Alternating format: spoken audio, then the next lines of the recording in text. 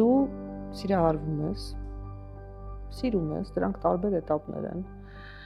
Այդ ժամանակ կարծում եմ յուրաքանչյուր մարդ եւ կին եւ տղամարդ, ես չեմ ուզում տարանջատենք, մենք ունենում ենք էմոցիաներ, պատկերացումներ եւ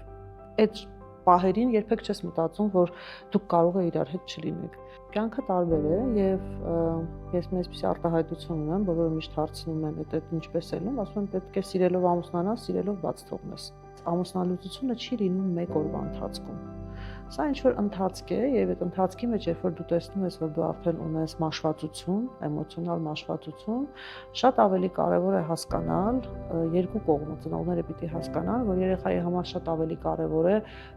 միևնույն է, դժվարությունները կան, էմոցիաները լինելու են եւ այլն, հարցերը միշտ լինելու են, միգուցե նաեւ մեղադրանքներ,